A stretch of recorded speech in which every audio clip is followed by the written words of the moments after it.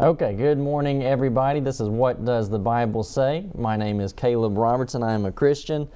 I'm a member of the body of Christ, and this is our 2-hour-long Bible class. We're doing a study through the kings of Israel, and then for people who have you haven't seen a lot of these Bible classes, the way that we're doing it is we're putting all of those books, 1st, 2nd Samuel, 1st, 2nd Kings, 1st, 2nd Chronicles, we're putting them all together, and we're doing it by person. What I mean by that is a king by king study. I don't think it's the best idea to say we're going to do 1st, 2nd Samuel in order, 1st, 2nd Kings in order, 1st, 2nd Chronicles in order, when you could just become familiar with all the books and overlap the material. So that's what we're trying to do. And so this class this morning, we're doing Solomon. I will let everybody know this is going to be our last class on Solomon. And then we're going to start moving into his son Rehoboam. And then, of course, the nation is going to split, and Jeroboam is going to be ruling in the north. Now, we're not even 2 minutes into this class, and right now I'm already saying stuff that's quite foreign to a lot of Bible students. And here's the thing.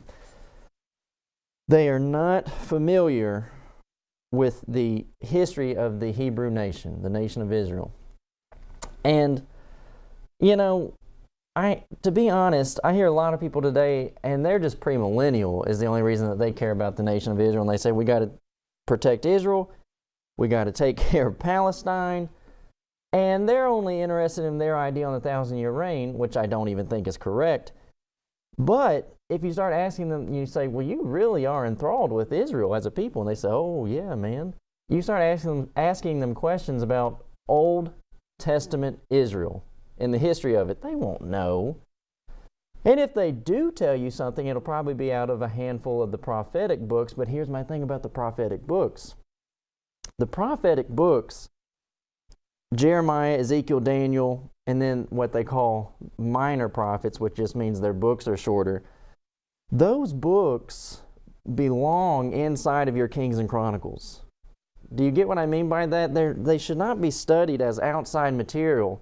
They should all be studied together. So, as you and I start making our way through about 2nd Kings, we're going to start putting in prophet books. So, the way that it's going to look, you might as well start doing your reading. Like if you're a serious student with this class, you should start doing your reading of the prophets also. And the way that it's going to work is, we're going to be in 2 Kings 15, and then about that time we're going to say, okay, we're going to branch out, we're going to start studying this prophetic book. And when we're done with that prophetic book, we'll come back to Kings. That's the way that they're corresponding in their timeline. And someone might say, yeah, but they're different books. I understand that they're different books. They have the same subject material. They're written to the same audience. They're written at the same time about the same time of events. So, we're doing this because more times than not, you talk to people about their Bible and specifically their Old Testament, and they say, I just don't know what to make out of it. People make heads and tails that this is how it's supposed to go together chronologically and contextually. So, this morning, this is what we say. You have your King James Wide Margin Bible. You get a notepad. As I did my study for this class, this is not the first time I've taught this. And so as I revisited a lot of these texts, I knew where they were going to be. And someone says, well, we know that you have book, chapters, and verses memorized. That's not what I mean. I knew, let me go back over here. I knew, based on 1 Kings 8, on what side of the page that Solomon was going to say, even Gentiles are going to pray looking towards the temple. And you might say, well, that's not very important to me. Well, if you're evangelism during the Old Testament text, it is important to know that there's a statement of the temple being important to Gentiles. So, get yourself a King James Wide Margin Bible, and you get one, I'm saying don't let anybody take you to the cleaners. But get one that's a good quality that you can stick with. So the Bible that I use, this publisher is out of print, but I'm just saying, you get one that you like and you take care of it. I'm 28. I've had this Bible since I was 11. Some people are not good to their Bibles. And the reason I'm saying this right now is for your memory bank. I hear all these people say, I just can't remember. I am working, like we say, painting a wall, painting coats in your house. You do 1 coat, 2 coat, 3 coat. I work on my memory bank through multiple coats, whether it's my general reading, then writing my notes down, and then remembering where it is on the page. You need to be doing that stuff. And I'm saying, you don't start getting these things that are concrete, I don't think your memory bank is going to get any better. And what I mean concrete is you keep swapping out Bibles where you never know where anything is, I think it's going to hurt you. So, 2-hour-long class brought to you by members of the body of Christ, Christians. We want to do our best to study the Bible with you. If there are things that we can teach along the way, we want to do that. And I have an interest to teach these texts where we get application. You know that. I say tidbits, little interesting facts. Tidbits are neat, but your application is meat, and that's a reference to Hebrews 5, verses 12 through 14. Meat is the thing, the information, the strong information that we grow by, and that's application. So we're going to make some points in this class today, and I think that the Old Testament text is filled with application, so we're trying our best to help people make sense of the Old Testament because Romans 15:4, it's written for our learning. Now, really quickly, this is what we're going to do. I want to talk to you about Gentiles as we start out this morning. But before we do that, just going to give everybody a quick commercial as we start out. If you watch What Does the Bible Say, and let me go over here and then refresh. If you watch What Does the Bible Say on Star News, and you say these guys do a good job, and you say, I think they really try. They really put, they're all into it. And you have family members who are outside of this area, and they might want to watch What Does the Bible Say live with you. They can watch it on their phone, and all they have to do is go to YouTube Johnny Robertson. They Google YouTube Johnny Robertson. My dad's picture will come up. That's his picture right there. Purple, white banner. They'll get the watch live icon. And so we're doing this. Someone says, you just want your name out there. And it's not about wanting your name out there. This is about work. Okay? We are working to get information to the people. If you remember the body of Christ, you are a Christian, you watch What Does the Bible Say? Word of mouth is the best way to advertise. And so we've been saying lately, we think we have some closet viewers of What Does the Bible Say? And we say it's time to come out of the closet. Help us, help other people by sharing What Does the Bible Say now. One way you can help us help people, and we do this every Sunday, and this is, again, why we're trying to do this, just extra work for me to do. That's basically what this is. Page and a half Bible article every Sunday morning. Local, it's a bulletin. Page and a half Bible article, striving for mastery in your Bible reading. If you email me at calebgrobertson@gmail.com, I will get that to you. You'll be on an email list, and you'll get it every Sunday morning. We're going to be going through a series on this. We're about to take a break. The series is Striving for Mastery, doing your best. We're about to take a break from that. We're going to have 4, and then we'll come right back to Striving for Mastery. And then the other thing is, if you're in the local area, I can't remember what day this was, January 24th, we had another article in the Martinsville Bulletin. So if you're local, you can see that we get to have regular participation in the Martinsville Bulletin. We're very thankful for that. We're getting to try to put out good principles to live by. And people who don't agree with it, I get responses from it, and it's just like television. They either, they might sometimes say good job, or they might say it was junk, what have you. And then another thing, I don't know where you're going to get it, but we had another article in the Roanoke Times today, and it has to do with America's history of emancipation and what the role the Church of Christ played in 1800s emancipation and abolition.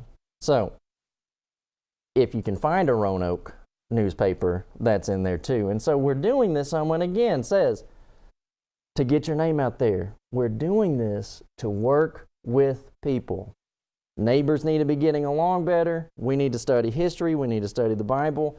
And we really need to try to make some headway rather than just being upset with people and just upset with circumstances. We're trying to do our best. Now, this is what we saw last time. We're about to jump in, okay?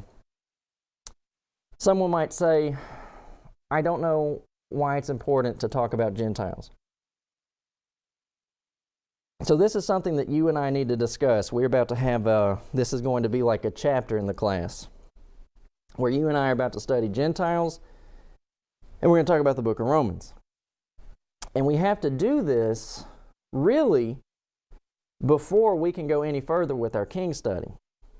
And what I mean by that is I think that the book of Romans is going to be one of the best conversations in the Bible about understanding God's grace. And so I think that you get your information about God's grace through the book of Romans, and then I think you look backwards into Kings and Chronicles and you will see it displayed. So one thing that we're trying to communicate to people right now is when bad things, and you're going to see bad things happen to people in Kings and Chronicles, but when these bad things happen, it doesn't mean that that's their eternal condemnation. So, and we're going to look at it specifically in Solomon today. Could it not be the case that a person lives out the rest of their life in misery? And so as we look at the text and we say, he did this wrong, he did this wrong, he did this wrong, that the Bible is simply wanting us to see the mistake so that we learn from it. And in actuality, is it not possible that they spend the rest of their life in misery paying for their mistakes? Do you absolutely have to have them go to hell? So this is the way that I'm going to do this class. People go through the Old Testament text, and I will say this because they don't have an understanding of Romans as they go through their Old Testament text. They go through their Old Testament text and they put everybody in hell. Now, when we get done, you might still disagree with me and you might just say, I think he's going to hell.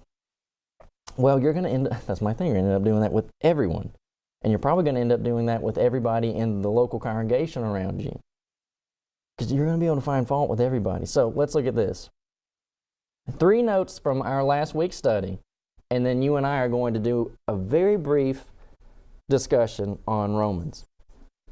And this is important too because really, in all honesty, we need to have an idea of this train of thought before you say, well, Caleb, aren't you going to teach the book of Romans later? You need to already have this before we enter the book of Romans, and then you'll be having a head start. Here's 1 Kings 4 and 1 Kings 5. Quick notes on Gentile evangelism. For he was wiser than all men, than Ethan, Heman, these different individuals, and his fame, Solomon, his fame was in all nations round about. And there came of all people to hear the wisdom of Solomon from all kings of the earth, which had heard of his wisdom. And Hiram, king of Tyre, sent his servants unto Solomon, for he had heard that they had anointed him king in the room of his father, for Hiram was ever a lover of David.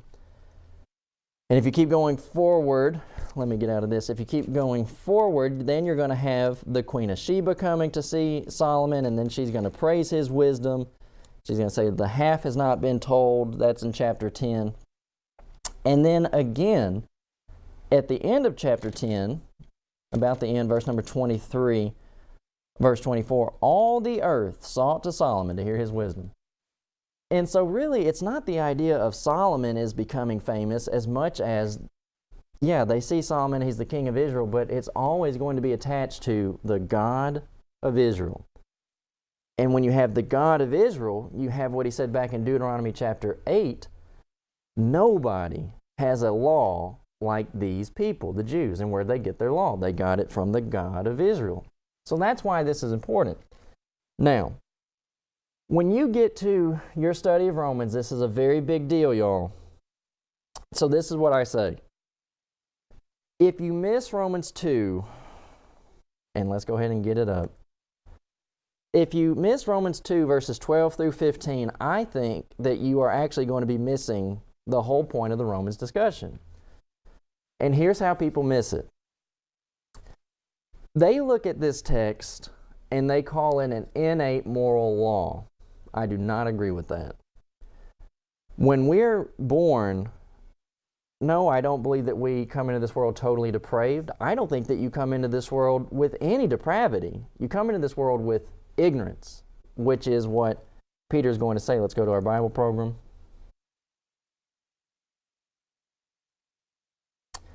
In 1 Peter 1:14, he says, "As obedient children, not fashioning yourselves according to the former lusts in your ignorance."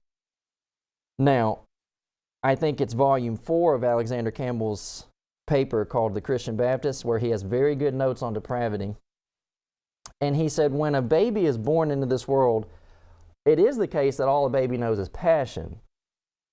They don't have intellect yet. But without their intellect, they also are not able to process malice, right, and mischief. They don't know. But they know they're in pain. They know they're hungry. So they have a lot of this passion, is what he says. But they don't have intellect to where someone said, what's the word? They're deceiving you and they're learning deception. They cry, you pick them up, they're learning deception. I think that's baloney. They just are ignorant and they can't communicate. All they can do is cry. So when you look at Romans 2, I don't think that you have an innate moral law any more than you have total depravity. Now someone says, but you're born with a conscience. You are born with a conscience, but your conscience has to be educated, which is why Proverbs says, don't just be following. Let's look at Proverbs 16. This is Proverbs 16:25. There is a way that seems right unto a man, but the end thereof are the ways of death. You have to be educated. So you can't just say, well, my conscience says this. Your conscience might be uneducated or improperly educated. So here's Romans 2:12 through 15. For as many as have sinned without law shall also perish without law, and as many as have sinned in the law shall be judged by the law. For not the hearers of the law are just before God, but the doers of the law shall be justified. For when the Gentiles which have not the law do by nature the things contained in the law, these, having not the law, are a law unto themselves, which show the work of the law written in their hearts, their conscience also bearing witness, and their thoughts the meanwhile accusing or else excusing one another. How is it that these Gentiles have the process of accusing or excusing? It is them coming in contact with the law. Now, let's look at, I have to go to my notes as I'm telling everybody, let's look at, but yeah, you should be looking at your Bible in Romans chapter 2. So, two passages that we're about to look at, and we all know this. Let's look at one passage. 1 Corinthians 15:33. Evil communications corrupt good manners. So does this work the opposite way? We know that it does. A lot of times we don't act as if it does. You, being the Christian that you ought to be, which is basically Matthew chapter 5, you being salt that has savor, and you being light of the world, you have the capacity, as a Christian, you have the capacity to influence people. So when 1 Corinthians 15:33 says that evil communications corrupt good manners, it is the case that good people can affect bad people. Now let's look at this. We're going to go to two chapters. One is in Psalms. Let's look at Psalm 106:34, and what I'm looking at are notes in my wide margin, which is the benefit of having a King James wide margin. Now, Psalm 106:34 and 35. They did not destroy the nations concerning whom the Lord commanded them, but were mingled among the heathen and learned their works. Now, I recognize, you might say again, well, this is negative. I recognize that this is a negative moment, but here's how it works. You mingle with people and you pick up their values. Why would I not think that that is what's happening in Romans chapter 2?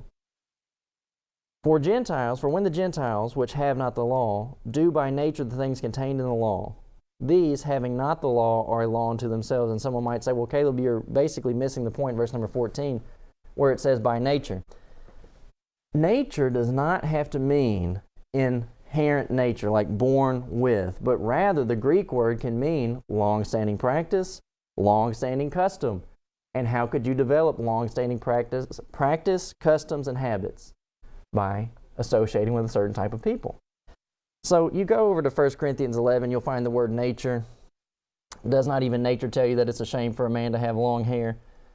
Plenty of people in this time frame had long hair. We recognize that. And then he says in 1 Corinthians 11:16, it's a custom. You look at Galatians chapter 2, he said, we who are Jews by nature, nobody came out of the womb circumcised. So what is it? It's long-standing custom. The practice of circumcision takes place on the 8th day. So these Gentiles, throughout Old Testament text, have been mingling with the Jews. And what has been happening? So let's go to another one. Isaiah 56:3. These should be written down on your notepad because you want to look at them later. Psalm 56, did it again. Isaiah 56:3. He says, neither let the son of the stranger that hath joined himself to the Lord speak, saying, the Lord hath utterly separated me from his people. Neither let the eunuch say, behold, I am a dry tree. But here's the point. Strangers are joining themselves, rather, to the Lord. How are they doing this? When the people, Jews, leave captivity, there's going to be a whole number of strangers, Gentiles, who actually come back to Jerusalem with them. And then you think about this also. We just saw in 1 Kings chapter 10 where the Queen of Sheba comes to hear Solomon's wisdom. Now, what is everybody attaching that to? 1 Kings 3, God of Israel gives their king, Solomon, wisdom. And now he's the wisest man that we've ever seen. This is all about Gentiles seeing these people, and not for the glorification of the people, but for the glorification of God and the promoting of His standard, which is what Leviticus 18 says, be good to your neighbor. When we look at the law of Moses, it is very, very good. 2 Corinthians 3 calls it glorious. The law of Moses tells you, if you see your enemy's beast has gotten loose, he said, even though he's your enemy, you should take the beast and return it to that man. And what he really means is, like someone says, like our foreign enemy who we're at war with? No, he's talking about your neighbors who you don't particularly care for. Be good to your neighbor. That's an Old Testament text. Don't covet, don't steal. And so these values are being promoted to Gentiles. That's in Romans chapter 2. But now let's look at this. He looks at these Gentiles in Romans 2. I don't have it with me, but I will tell you some fantastic information on Romans chapter 2 is out of Jerry Moffat's book called Bell's Doctrine, Examined and Denied. It was put back in print a couple years ago. It's like a navy blue dark cover paperback. You can get it on Amazon. Jerry Moffat, it's called Bell's Doctrine, Examined and Denied, and he has fantastic information on Romans 2. Franklin Camp has good information on Romans 2, if you can find, and you can find it, his audio class on Romans. So here's what we're looking at, okay? He says these Gentiles mingle with the Jews and they pick up their law. By nature, phusis, long-standing custom, they pick up the law, they pick up the information, and then it says their conscience bearing witness, their thoughts are meanwhile accusing or else excusing one another. So they're getting the information, their conscience is educated, and they're able to either accuse or excuse. But look what he goes on to say about these Gentiles. At the end of the chapter, he says in Romans 2, 25 through 29, he says, circumcision verily profiteth, if thou keep the law. But if thou be a breaker of the law, thy circumcision is made uncircumcision. Therefore, if the uncircumcision keep the righteousness of the law, shall not his uncircumcision be counted for circumcision? And shall not uncircumcision, which is by nature, if it fulfill the law, judge thee, who by the letter and circumcision does transgress the law? For he is not a Jew, which is one outwardly, neither is that circumcision which is outward in the flesh, but he is a Jew, which is one inwardly, and circumcision is that of the heart, in the spirit, and not in the letter, whose praise is not of men but of God. And so, as he looks at these people, he says they're actually going to be fulfilling God's standard, which really is to cultivate faith in God. He said these people are actually going to be doing the right idea more than the physical Jews are. This is huge. He is actually going to look at these people who do not fulfill all of the elements of the Old Covenant system. But because of their faith, he actually is going to count them as a Jew. He says, no, they are not a Jew outwardly, but he is a Jew, which is one inwardly, and circumcision is that of the heart. Now, how is it that he's going to have his heart circumcised? Because he is paying attention to the Old Covenant text. It's going to be things like the faith of Abraham. Genesis chapter 12, Abraham is told to go out into a country not knowing where he's going, but Hebrews 11 says by faith he obeyed. He obeyed. You get over to Genesis 15, there is the discussion about having a child, he believes. You go to chapter 17, he's told at an old age to be circumcised, and he does it. And then you go onward where he's told to sacrifice his son Isaac, and he's going to do it, and he would have done it, except the angel stopped his hand. That's James chapter 2, that's Hebrews 11. Those moments, leaving your father's country, that's not like a moral principle you can boast about. Moving from one geographic location to another has no moral value. But because God said it, and you don't quite understand why, but you're going to do it on that basis that God said so, and I'm going to trust that it has meaning, that's faith. Then you go to Genesis 15 and you basically say, I'm old, my wife is old, and we know her womb is barren, but God says we're going to have a child, and we're going to have a child. That's belief. You're going to be putting that into practice. Chapter 17, the circumcision, plenty of people would be trying to talk somebody out in that in any time, but saying, why does he need you to do this? If you have a God who makes this some form of any type of stipulation, you have to question that God. That's what people would say, but he does it anyway. And then, offering his son, Hebrews 11 says, he had received the child in a figure, and he believed that God would just raise the boy from the dead. There's no moral value in circumcision. There's no moral value in leaving your parents' home. There's no moral value in offering your child on an altar. These are all, does that make sense? Now, you would say this, there's moral value in returning my enemy's beast to him. I did the right thing, rather than letting him suffer unjustly, right? I help old people who can't care for themselves, widows, orphans, right? That's what they were told in the law of Moses with the corners of their field. Provide for these people who can't fend for themselves. That has moral value. Moving geographically from one place to the next does not have moral value. But the Gentiles could be looking at these texts, and they could at least hear that somehow all families of the earth, Genesis chapter 12, verse number 3, are going to be blessed through Abraham. And it is the case that God would be gracious with these folk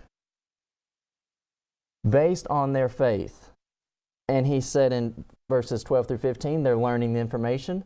They are cultivating faith. And he said it's going to be the case that their faith is going to be counted for them as a circumcised Jew. But he says these Jews who are circumcised but don't have faith, it's not going to do them any good. So, do you see how this is playing out as we get started? What I'm saying about why it's important to have your Kings and your Chronicles funneled through Romans information. If God can take an uncircumcised Jew and just count him as a Jew based on his faith, then why can he not be gracious to these Old Testament kings? And you cannot just say, well, it doesn't work that way.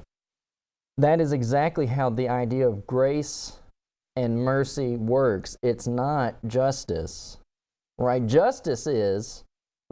Real justice is you did the crime, you're going to do the time. The idea of grace and mercy is you did the crime, but we're going to dismiss it. When you look at these people in the Old Testament text, if you don't give them some type of room and you don't calculate for God's grace, then it is going to be the case that by the time you and I and my dad finish studying these Kings and these Chronicles, nobody is going to make it unless we start processing this information. God took an uncircumcised Gentile, and because of his faith, he counted him as a circumcised Jew by his faith. His heart was circumcised. Now, let's do this. Here's Romans chapter 3, verses 19 through 21, and here's why I'm doing this also. Salvation, the means of salvation has always been the same. And I am not talking about baptism in the Old Testament. I'm talking about people have always been saved by grace through faith, which is Ephesians 2, 8 and 9. And that's Galatians chapter 3. So here's what somebody's going to say. Somebody's going to say this to me, that I am referencing so many scriptures that it's hard for them to keep up. The only thing I can say to that is, hopefully, in one sense, this is a wake-up call to some people. And this is what I say when we come into this class. There's a lot of people who wear that badge. They say, I've been in the church for how many years? Well, then you shouldn't be having a problem with this. But it's on YouTube. You can pause it. You can rewind it.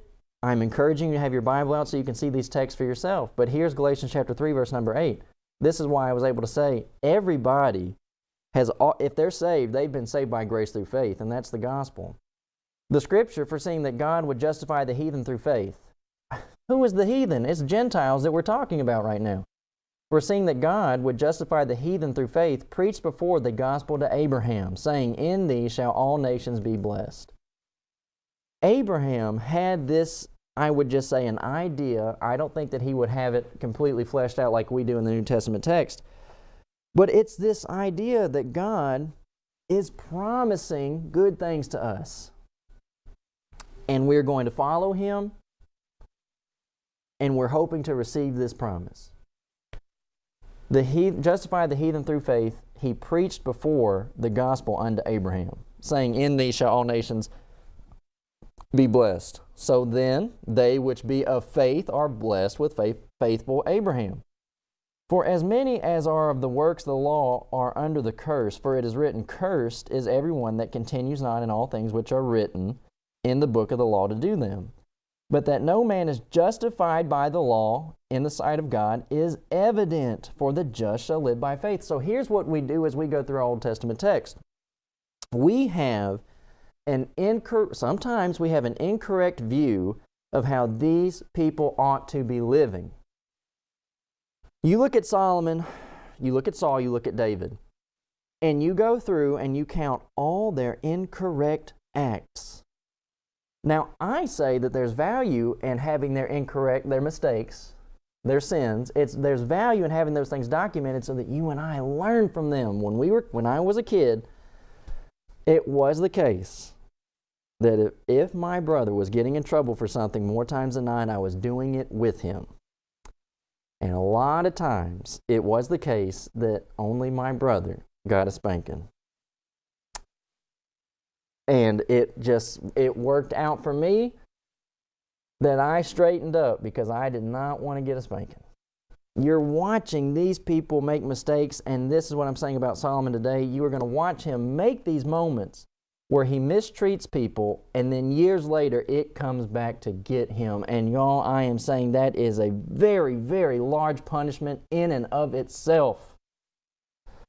I see people have their lives just unravel, and I would not wish that on people. And I'm telling you, I don't have the tendency to watch people's lives unravel and then sit back and say, and you better get ready for hell. I hope that they make it through it. And someone says, well, they need to repent. Yeah, I don't disagree with that. And at some point you have to say, people have an access to the Bible. You know what I'm saying? And it's like they can look at Acts 17:30, they can look at Luke 13:3, they can look at 1 Corinthians 5 like anybody else. And sometimes, and I'm saying this before, what they need is someone like Nathaniel coming in, or Nathan, sorry. They need Nathan coming in 2 Samuel chapter 12 to do convincing. We need to be in the convincing business, not the condemnation business. Nathan didn't come into David and just say, David, we all know you sinned, and just start beating him over the head with it. He lays out a discussion where David ends up falling right into it. And then David, being the person that he ought to be, his heart smote him. Same thing in 2 Samuel 24. Joab, as soon as David did it, his heart smote him. Now that's something that we need to prepare ourselves for. I'm going to go talk to people and I'm going to try to convince them. But that person has a responsibility to be working on themselves as much as anything else. And a lot of people will do that. They'll like leave the church and they'll sit at home and say, how come they ain't coming to see me? And it's like, how come you're not just coming to repent on your own? Everybody has to work on themselves, and we have to be very thoughtful as we try to work on them. And that's what I'm saying about Nathan. Now, do you get the point of Galatians 3:11? No man is justified by the law. And so y'all are expecting Old Testament. Can I take a moment too? I used to expect people in the Old Testament to be pleasing God. I'm saying they were going to make it to heaven, do or die, based on their performance. If they didn't live a life where they did everything right, they were going to hell. But in that type of reasoning, what is the value of grace? Because we know that that word is in there, and mercy is in there, and faith is in there. But as I used to study my Bible, and I tell you, you've heard my dad say it before, I used to have a really hard time with Samson, and then he just winds up in Hebrews 11. If you don't start accounting for grace, mercy, and faith being realistic ideas, you'll never be able to understand Galatians 3:11. You will always be wrestling with Galatians 3:11. No man is justified by the law in the sight of God. It is evident, for the just shall live by faith. And the law is not of faith, but the man that doeth them shall live in them. That is the idea. We did it in a nighttime broadcast of what does the Bible say. We called it moralism. I've talked with plenty of people when I went out door knocking, and they say, well, you know, I try to be a good man, and I think God will take note of that. That's what that text is saying. The law is not of faith. They don't have faith in a Savior if they just said of themselves, I am a good man. God will recognize that. The man that does them shall live in them, and no man can keep the law to such a degree that he gets to basically have his spiritual life through keeping the law. He will always, at some point in his life, and it doesn't have to be continuous, but he will have periodic infractions. And that's it. Christ has redeemed us from the curse of the law, being made a curse for us, for it is written, curses everyone that hangs on the tree, that the blessing of Abraham might come on the Gentiles through Jesus Christ, that we might receive the promise of the Spirit through faith. I got to take, someone says, this is not a New Testament class. I recognize that, but we need this to do our Old Testament study. Y'all, some folk ruin the context of Galatians 3, and they ruin this whole discussion on grace, faith, the gospel, when all they want to do is argue about, well, the Spirit leads me. If everybody out here is getting individual leadings of the Spirit, why do we all have the same book? And I'm getting this way at this moment because I think that Galatians 3 to Romans 4 is so beneficial to us all that we would stop doing Galatians 5:15, choking, biting, and devouring each other. And I'm saying that is the idea of a heretic, always having to force their one opinion. A heretic comes in and says, y'all be in direct operation of the Spirit? All they want to do is talk about the indwelling. That almost always leads to direct operation. This is talking about your salvation, that the blessing of Abraham might come on the Gentiles through Jesus Christ, and we might receive the promise of the Spirit through the faith. Context, we might receive the promise. What did he just say? He says, seeing, the scripture foreseeing that he would justify the heathen through faith, preached before the gospel unto Abraham, saying, in these shall all nations be blessed. That is Genesis 12:3. That is the promise of the Spirit in 3:14. Why would I read verse number 8 and hear Genesis 12:3 and not think that Genesis 12:3 is the same promise in verse 14? Well, it's certainly not going to be context that leads me to that. It's going to be a preconceived idea, and it's going to be a pet opinion. If I'm looking at these texts and I see this is how God, and let's talk about this is how God keeps a Christian saved. These people, when you get to the end of the chapter, had already been baptized. These are Christians, they're saved folk. Acts 19, the Ephesians, they're baptized in order to be saved. But how a Christian stays saved is a separate discussion, and that's what we see when we look at the Old Testament text. I think that God was having grace to these people in the Old Testament text. I think their mistakes are documented so that we can learn from them. I am not going through my Old Testament text just eviscerating people and putting them in hell. And what that translates to in my day-to-day life is I see Christians, real Christians, having a hard time, and I hate it for them. If it's something that they played a role in, yes, I hope that they do things to make it better. But I am not going to sit back and look at all these people and just start trying to pick folk out for hell. And I very, very much believe that that type of way of thinking will put you in hell right with them. Now here's Romans 3. We got a window of Galatians 3, and now we're coming to Romans 3. Romans 2 said, God said that these Gentiles, as they become accustomed with the law and they start learning things, He says their faith produced by people like Abraham, their faith in God, as a good and merciful God, He said that's going to then account for their circumcision. But the circumcised often don't have faith. They rely on their performance. Look what He says in Romans 3, 19 through 21. Now we know that what things soever the law says, it says to them who are under the law, that every mouth may be stopped, and all the world may become guilty before God. In verse number 19, what I think he's saying is, an honest person will see themselves and they'll see the law and they'll say, there's no way that I can fulfill this absolutely to have my salvation. We're talking about moral deeds, always doing the right thing. Thou shalt not steal, thou shalt not covet, thou shalt not commit adultery, those moral principles. And a person says, I cannot always do the right thing. Now here's what I say about this. I have to pause again. This saying that I sometimes find myself unable is not the Calvinist idea that I'm always bad, right? That's not the idea. Someone says, I can't do the right thing all the time.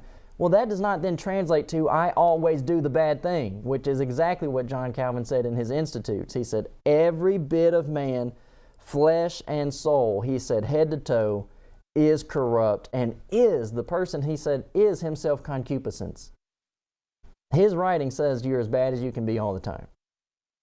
That's not what this is saying, but he says in verse number 19, he says that every mouth may be stopped. There's nobody who can claim to have kept the law well enough, and all the world may become guilty before God.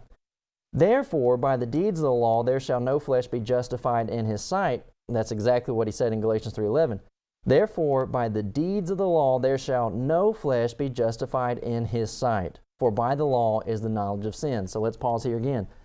If I have clearly stated Galatians 3:11, and I now have very clearly stated Romans 3, verse number 20, that no man is going to be justified by performing the law, why are we looking for the kings to be saved by performing the law? There has to be a separate element that saves these people, and it is going to be their faith. Now, I will say this, some people, as we go through this, you're not going to comprehend this in a day. So we're already 40 minutes into this class. There's some folk, they're not going to comprehend this by the time the 2 hours is up. I did not comprehend this in 2 hours. Like I said, I would study, and it just would appear to me back then, like they asked the question in the New Testament, are there few that are saved?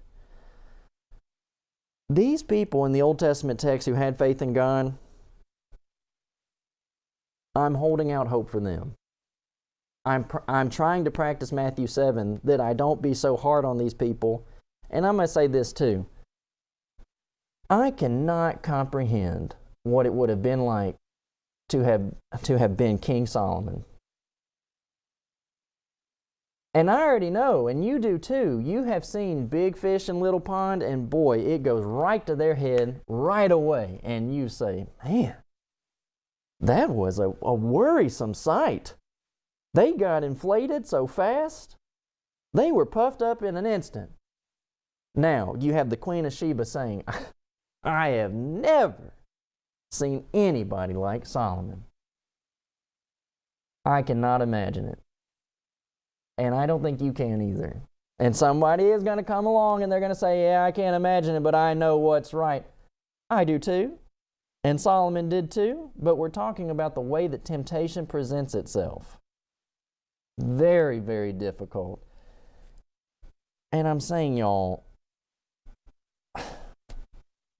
I can't imagine. Have you heard people say this idea of, they say the President of the United States, and then I don't know how they always reason through it, but they basically come out with the conclusion anything that the President does cannot be against the law because he's the President. I can't imagine that somebody wasn't trying to promote that nonsense during the nation of Israel. Well, the king's the king of Israel, so anything that he does can't be against the law. Look, I just don't want to be so hard on him when I basically say I don't know that I would have performed any better in King Solomon's position. But I have clearly stated here that by the deeds of the law there shall be no flesh justified in his sight, for the law is the knowledge of sin. But, he says in 21, he says, but now the righteousness of God without the law is manifested, being witnessed by the law and the prophets. What is he saying here? He is saying here that we are being saved by grace through faith outside of our ability to always be morally upstanding. And it's not the case, as some people would say, well, in the New Testament God is gracious, and in the Old Testament He was very harsh and judgmental, because look at what He says. It's now manifested. It doesn't mean that it did not exist before. We're now beginning to see it clearly. He says it is now manifested, and He says, and it is being proven by the Old Testament. Some people are not going to like this class, but this is what I'm going to say. People in 2022 may not like it, but you take an Old Testament Jew like Jonah, and he would probably be saying, this dude is hitting it on the head. Jonah is upset, but he says this. When he finds out that the people of Nineveh repented, this is Jonah's statement. He prayed to the Lord, and he said, I pray thee, O Lord, was not this my saying when I was yet in my country? Therefore I fled unto Tarshish, for I knew thou art a gracious God, and merciful, slow to anger, and of great kindness, and repentest thee of the evil. Jonah flat out says, I knew He'd forgive these people. Now, somebody's going to say, and I agree, Jonah chapter 3, they repented. I agree that they repented. But y'all, we have to recognize this. Saying I repented does not take away the fact that you already did it. And that is the idea of saying, I did the crime. And then someone says, well, I repented. You're expecting to not do the time. I'm saying that God can look at these people, and another idea that we have to wrap our head around is that God judges a lifetime. And you and I, we look at these incremental moments on their chart, right? You pull out a folder, here's Solomon. And before you even finish Solomon's life, you see one infraction, you say, hell. Go a little bit further. Hell. I don't think that God is going to judge that way. You have overall character and you have faith. And I think that is a very, very big deal. Not everybody possesses biblical faith. We all recognize that. There's plenty of people out there you say, well, they just have tradition. That's not faith. You're right. They have tradition. Some people, they're agnostic, they're skeptic, they're full-blown atheist. There's a lot of those people. And then some people, they're religious, but they've got these foreign world religions that don't involve Jesus, the Messiah, the Christ. They don't have Him in their system. That's not faith. So I don't think that we should be downplaying the idea of what the value is of producing New Testament faith. He says, but now the righteousness of God without law is manifested, being witnessed by the law and the prophets. Paul is making the point here that we can look at Old Testament people, whether it be in the law or some of the prophet time frames, and he said, we can look at them and we know they're saved. And he said, and we look at their lives and we know they did not live perfectly. Now, if God could do that for them, why can't He do it for us? And He would have further witness through Abraham in Romans chapter 4. We're going to go back in just a second. Romans 4. He said, being witnessed by the law and the prophets. Well, here's a witness of it. For if Abraham was justified by works, he hath whereof to glory, but not before God. For what says the Scripture? Abraham believed God, and it was counted to him for righteousness. You and I both know that's not talking about belief only, because in Hebrews 11, by faith he went out of his father's house. He pleased God. He obeyed.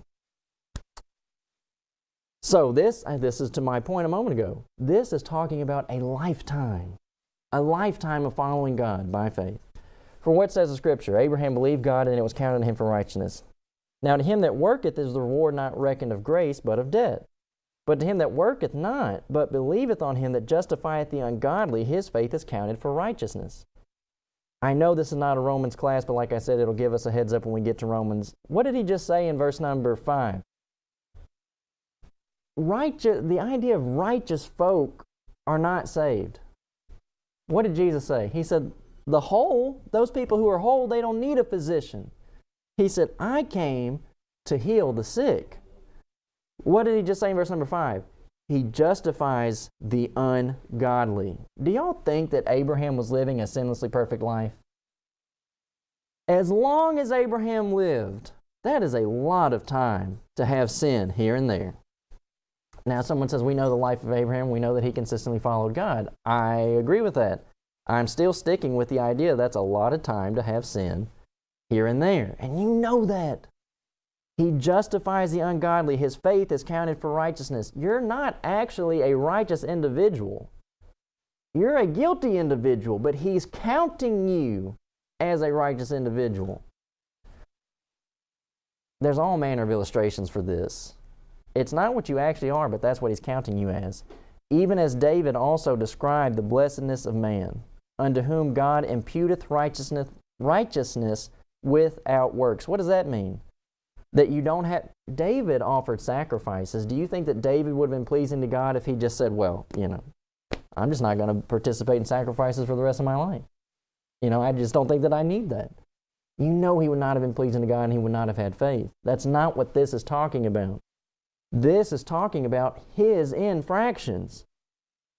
God, it says, David describes also the blessedness of the man unto whom God imputeth righteousness without works. He gives you, it says, he imputes the righteousness to your account, even though you have not always done the righteous thing. You still get to be counted in the category of a right individual. Saying, blessed are they whose iniquities are forgiven and whose sins are covered. People have the idea of you never ever sin again. I became a Christian, and I had a good 5-year run where I never sinned. Nonsense. You sinned within 5 years. Anybody, if I said that? Yeah, I sinned within 5 years. Quicker than that. He says the sins are forgiven, not that they never happened. Whose sins are covered? They're covered. It's not that they never happened. Blessed is the man to whom the Lord will not impute sin. Based on what? Based on their faith in Jesus as the Savior. Caleb, it sounds very, very close like you're saying it doesn't matter what we do. And that's exactly what they said to Paul. You're making it sound like we can just do whatever we want.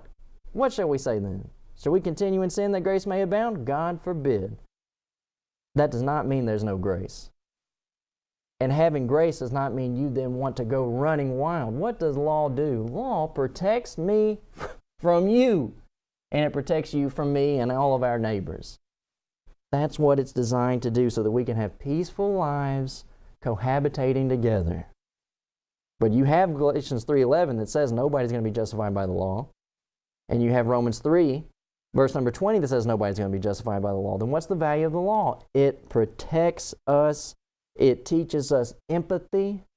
That's what he says in Exodus chapter 21. He says, you can't oppress a stranger. Don't vex a stranger. He said, you yourselves used to be vexed in Egypt. Jesus came in Matthew 7. He says, if you would have people do to you, you do to them. That's what law does. It makes for good neighbors. And then you say, well, I can't always be the best neighbor. And then that's where God's grace and mercy comes in. A moment. There's a lot of people out there who don't even care how they treat their neighbor. And somebody says, they're just knocking this idea of New Testament faith saves you. And I'm saying there are some mean-hearted, mean-spirited people out there that would not think twice of stepping on you. So yes, I think there's value when a Christian has a cultivated conscience by the law.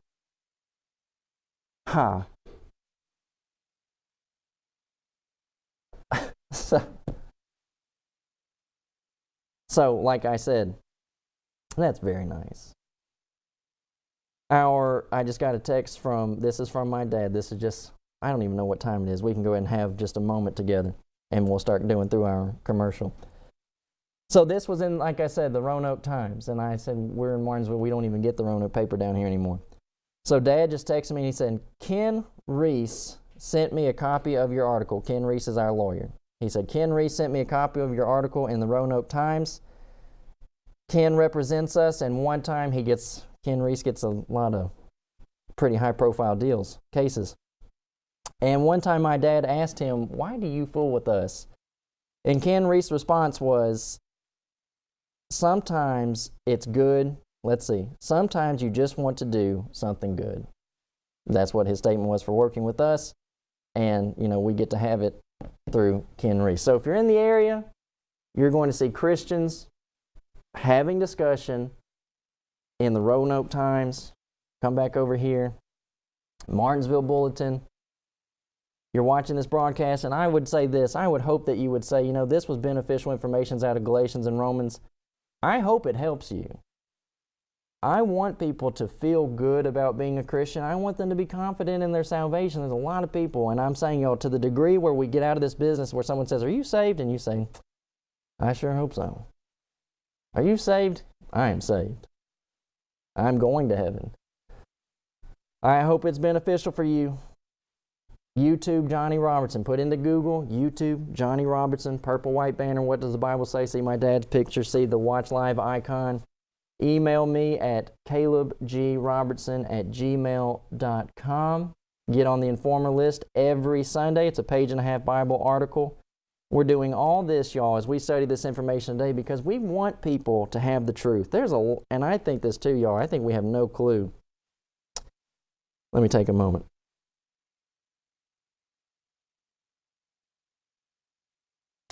I think that we really have no clue just yet how many people have totally given up on religion.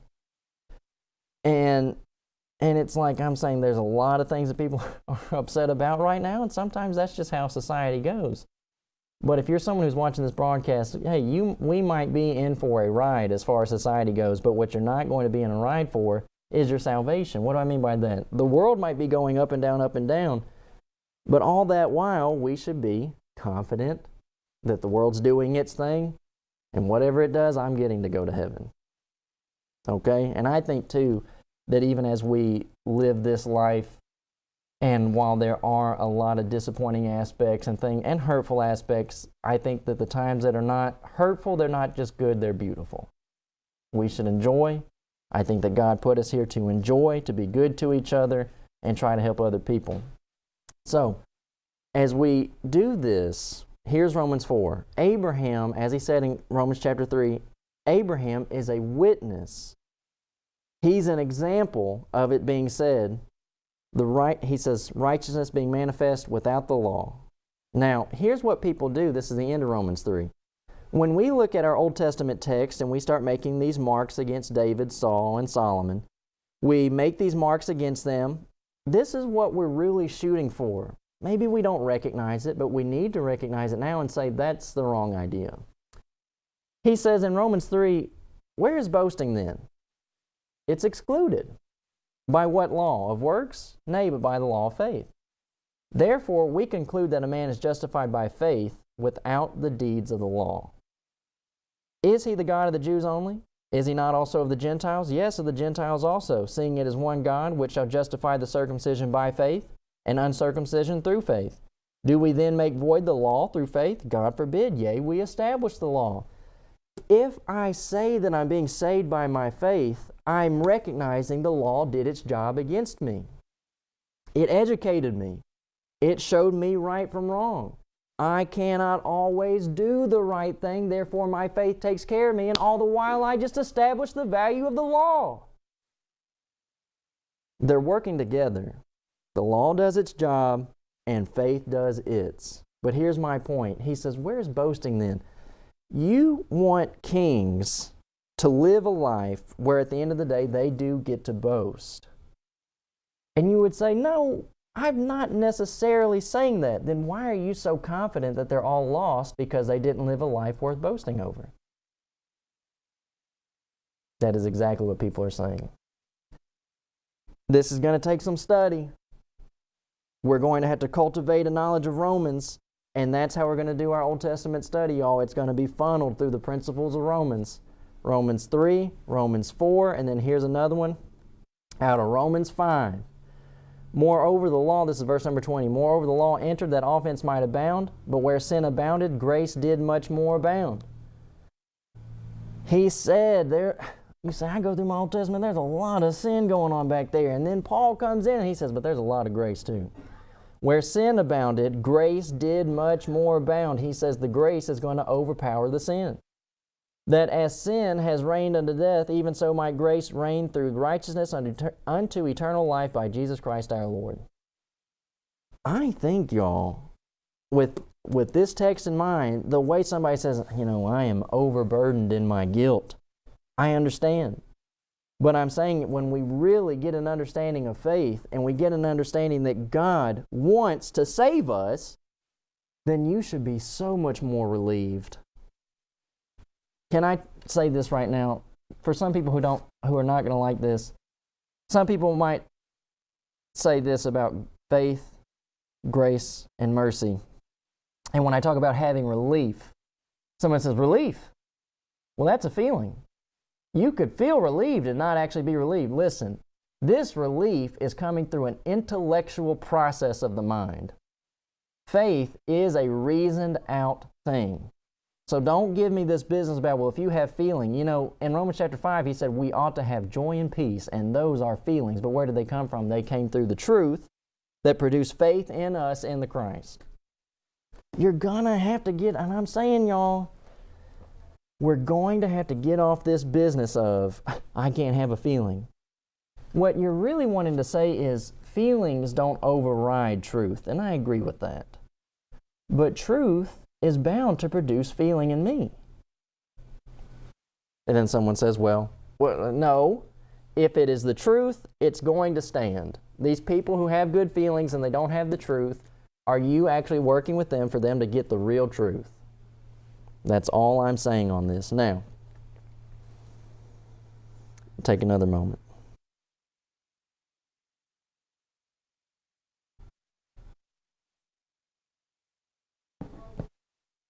Now, as we look at this, y'all, I think this has been some pretty heavy information.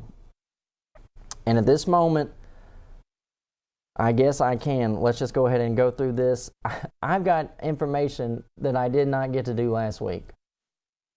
And it's looking like I'm not going to get to do it again, because what I don't want to do is I don't want you and I to have this discussion on Romans. These essentially are tidbits about Hiram. I think you and I can do it on another day, but here's what I would rather us do. And possibly we can get them on the end of this class. But as we have just had Romans 4 and Galatians 3, and we're seeing where these texts flat out say a person cannot be saved by performing well enough. That's not saying they don't obey the gospel in the New Testament. And I've said this before, I don't boast to people about my baptism, and I really try to not boast about any of my works. If you're having like a real conversation with me and you talk, and someone has on the phone, I'm saying multiple people have, when they would say about my level of my confidence in my salvation, I'm not going to reference things that I do. I'm going to reference biblical texts that speak of Jesus of Nazareth being the Christ and Him making the sacrifice for my sin. That's what the New Testament says, and I'm living by it. Some brethren are not living by that. So here's what we're going to do. We're going to jump right into Solomon. So and this is what we're going to do. We'll start here. This will be a good one. Okay. You're going to look at Solomon, and so when I'm sending out text,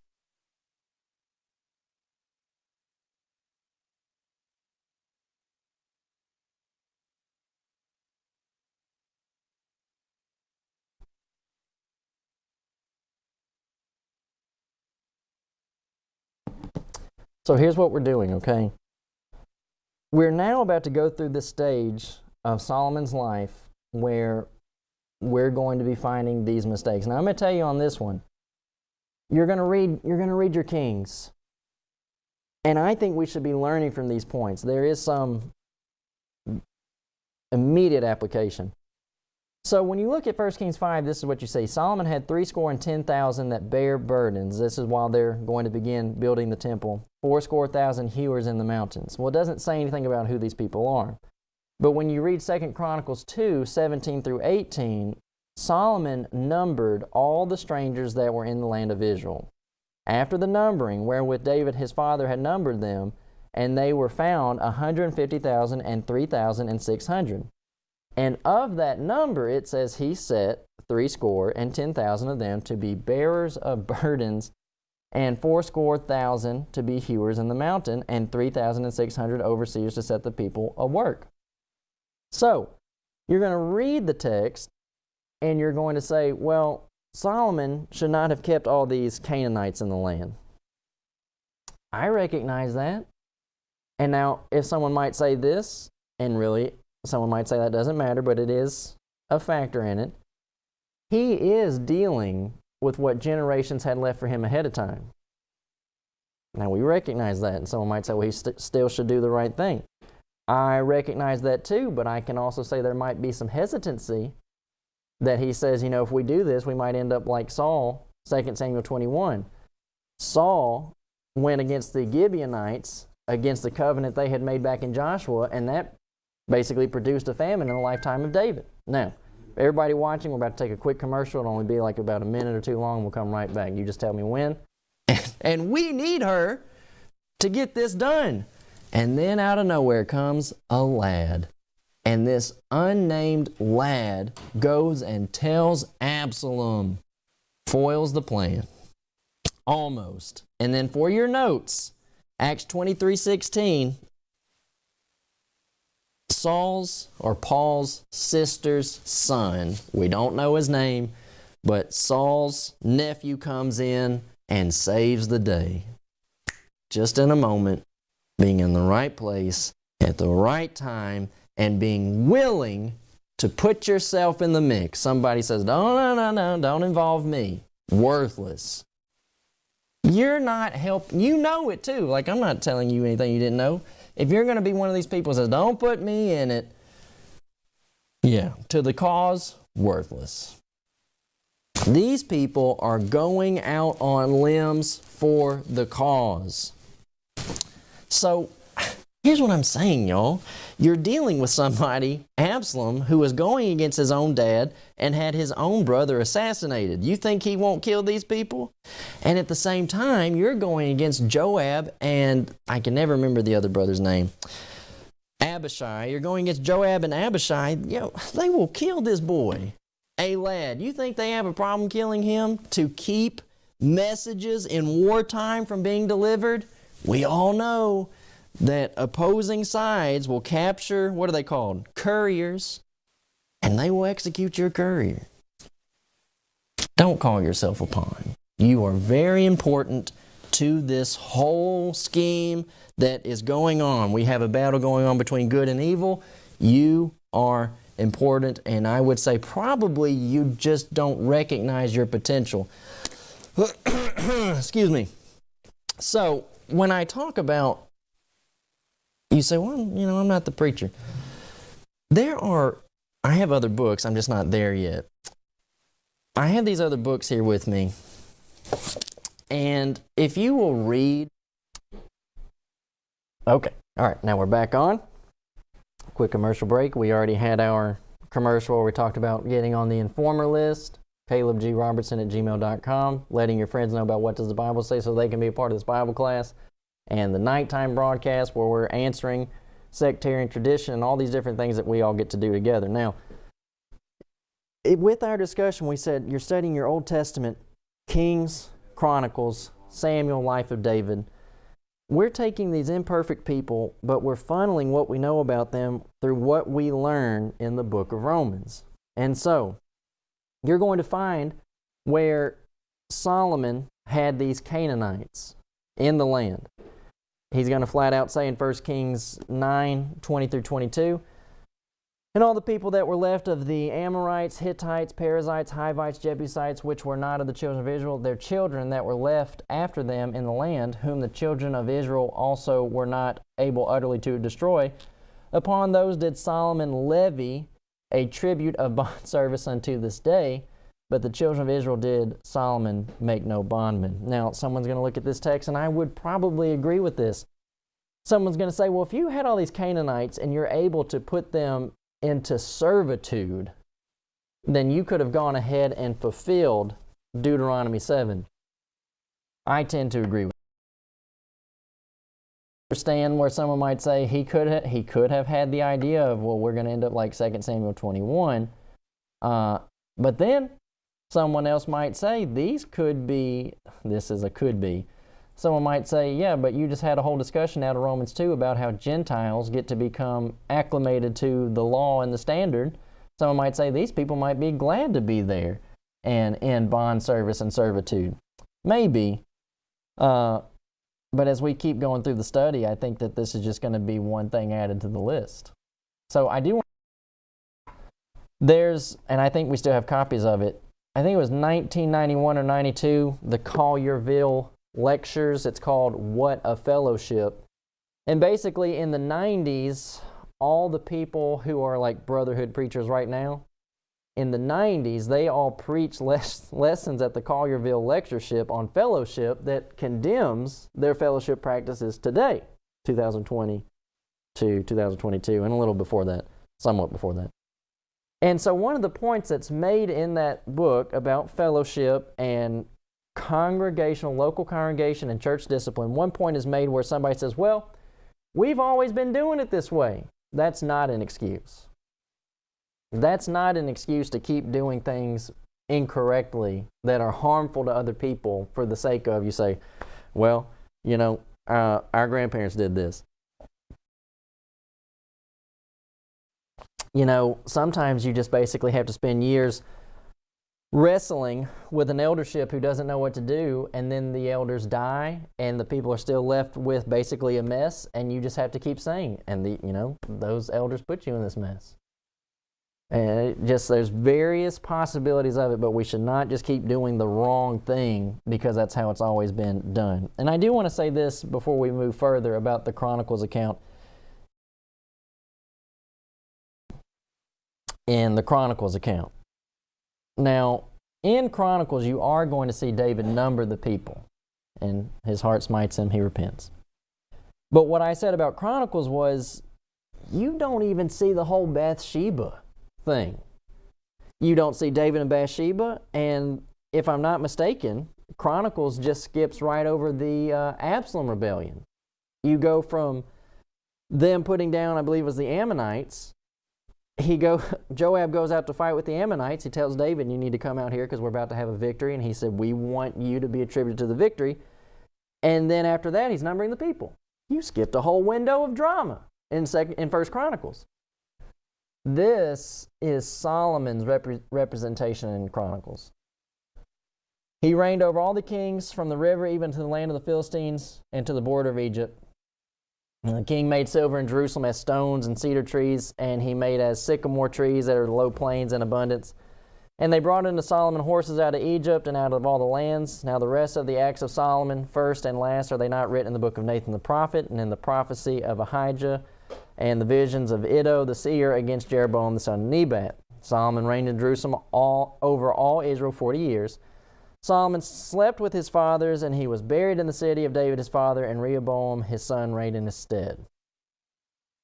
And you might say that bears no significance, but I am saying that an entire documentation, one of the documents that we have of Solomon's life, doesn't give us any of his negativity.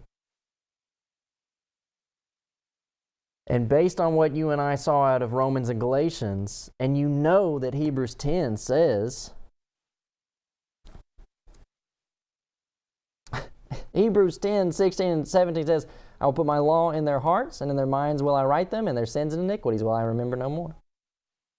I'm just asking the question, is it not possible that Solomon actually was a man who did have faith in God, He lived an imperfect life, just as you and I will live imperfect lives. And someone might say, yeah, but he also played at a lot higher stakes than you and I play. He's the king over all of Israel. Again, I'm going to hit this again. It's like, hey, these are, quote, God's people.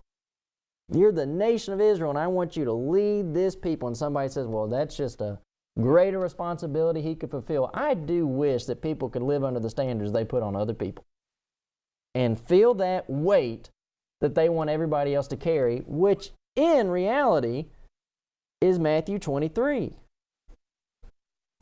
Whatsoever they bid, observe, that observe and do, but do not after their works, for they say and do not. For they bind heavy burdens, grievous to be borne, and they lay them on men's shoulders, but they themselves will not move them with one of their fingers. Now someone might say, Caleb, y'all put out some pretty heavy stuff. Listen, I'm going to teach what the law says because I recognize it has protective value. Someone says, well, the Bible's restrictive. No, the Bible is constructive. So, not everybody knows, but they're about to. And this is something that I did think about. So, obviously, the New Testament tells you to wait until marriage, right? 1 Corinthians 7, let every man have his own wife so they can avoid fornication. And so, I've been married 6 years. My wife is pregnant. We're expecting our first child. And one of the things that I thought, we told my parents at Thanksgiving, we all had this nice moment. My mother screamed. My dad didn't know what to do with my mother for her screaming.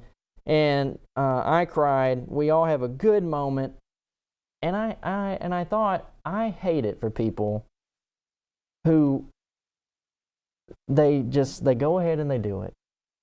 Right? And a lot of people do it. You look at the Bible, there's all manner of people that have done this.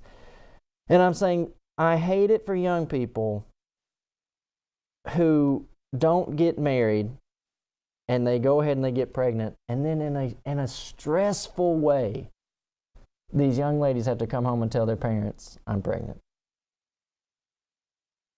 She's not enjoying that. Her parents are not enjoying that. Nobody's saying that anybody stopped loving anybody, but we all are recognizing these aren't ideal circumstances. That's what the law does for us. We got to have a nice time, all enjoying, there's a baby on the way. And, and it's like somebody says, well, here's back to the idea of marriage. So somebody gets pregnant, they're not married, and they say, well, we told my family, nobody was upset about it. Okay, so here's the other thing. You're not going to honor the institution of marriage. What's going to happen when neither of y'all respect biblical principles and he just decides, this isn't what I thought, so I'm going to leave you and the baby. And they say, hey, I'm going to pay my way. Like I'm going to, I made this baby with you, I'm going to be taking care of this baby. But that's not the same thing as the presence of a father, is it? So that's what the Bible does. So yes, when I teach the value of marriage and when I teach Matthew 19:9 that there's only one reason to get a divorce, and I think there are heavy physical consequences for people who get a divorce other than Matthew 19:9, that they will not get to remarry, then yes, that should be displaying to people. And someone says, well, that's really wild. 2 generations ago in America, 2 generations ago, everybody thought that. Matthew 19:9. It's not wild. Whosoever shall put away his wife, except it be for fornication, and shall marry another, commits adultery. You only have one reason to get a divorce: if they cheat on you, if they fornicate. And that person does not get to remarry once they've been put away. Whoso marrieth her which is put away, they commit adultery. 2 generations, that was the majority. And even Jerry Falwell Sr., he would have been teaching this, and it was actually in their newspaper where he admitted, I had to change my position on marriage and divorce. He said, because if I hadn't, 2/3 of my congregation wasn't able to be stayed married.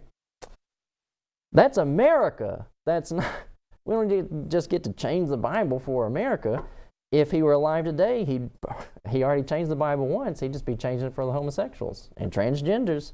And everybody said, oh, not Jerry Falwell. He hated Teletubbies. Now, I think there's something to this. The law is constructive. It's not restrictive. It's constructive, and it has protective quality.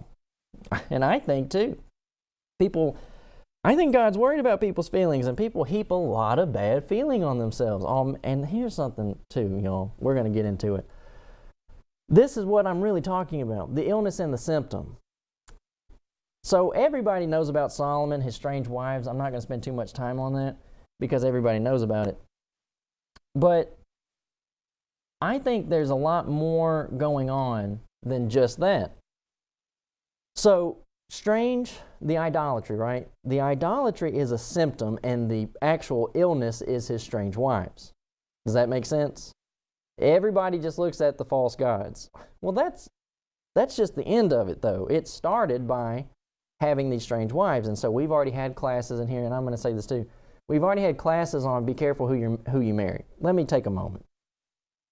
For the folk who say, I've been in the church 20 years, I've been in the church 30 years. If you have, everybody knows this passage, and hardly anybody teaches the young folk to not marry a non-Christian. Now, I'm not saying like some people would. I'm not saying that you have sinned. What I'm saying is and here's my thing, y'all. We have to recognize this. 1 Peter chapter 3. Likewise, ye wives, be in subjection to your husbands, that if any obey not the word, they may also without the word be won by the conversation of the wives. If it's an absolute sin, how are you going to have possibility to convert a spouse? That basically implies a Christian married a non-Christian, and you cannot look at that and tell me, well, they were married to them before they became a Christian. You did a whole bunch of asserting on that. So I'm not saying that it is a sin. I'm saying what you're setting yourself up for is a consistent, lifelong fight. I'm saying, y'all, one of the biggest things, I said my dad did not pressure us into preaching. For me, I did. I had a childhood of people being mistreated all over the place in their sectarian traditions. And I did get to see my dad living the life. A lot of young people, they grow up where their parents say one thing, but they don't actually follow and act it out. I saw my parents acting it out, and so I believed it. And now I'm doing it. And one of the biggest things, though, I say my dad didn't pressure us to preach, but one of the biggest things that my dad would talk with me often, like I'm saying, I can remember several times, please don't marry a non-Christian. When I did meet who would become my wife, she already had it in her mind that she would not marry a non-Christian. Her dad is not a Christian. Her mother is. She grew up in a house where somebody was a Christian and somebody was not, and she said, I was not going to do that to myself. And so I'm a Christian, she's a Christian, we got married, and that was a big, big role in how we got together. Now, someone might say, well, I think that's a rather small thing. You see all these people fighting at home because somebody's a Catholic and somebody's a Jew? That is some big-time, heavy fighting. Don't give me this business about, well, I think that's just small and petty. But here's what I'm saying. We have to start recognizing the illness and the symptoms. And you don't attack symptoms, you attack the illness. You treat the illness, rather. Losing the kingdom down here at the bottom. Losing the kingdom was a symptom, but what was the illness? And somebody says, well, it's the strange wives. And I say that's not the only thing Solomon had going on. And I want to make these points as we go on. So, here's the text, 1 Kings 11. But the king Solomon loved many strange women, together with the daughters of Pharaoh, women of the Moabites, Ammonites, and Edomites. And so you saw it come up there at the top. The Moabites, Ammonites, and the Edomites, David had peace with those people. So the Ammonites had actually been kind to David. David had been wandering around in the land of Moab. Now, you might say about the Edomites, they were in subjection to David, doesn't mean they liked David. That's true. Zidonians and Hittites. And my only point about that is there's not really, and when I say not really, there's not an Old Testament mandate that says they cannot marry Moabites, Ammonites, and Edomites. There's Old Testament mandate that they cannot marry the 7 Canaanite nations. Okay? There's 7 of them in Deuteronomy 7. Hittites. Of the nations concerning which the Lord had said unto the children of Israel, ye shall not go into them, neither shall they come in unto you, for surely they will turn away your heart after their God. Solomon clave unto these in love. And he had 700 wives, princesses, and 300 concubines, and his wives turned away his heart.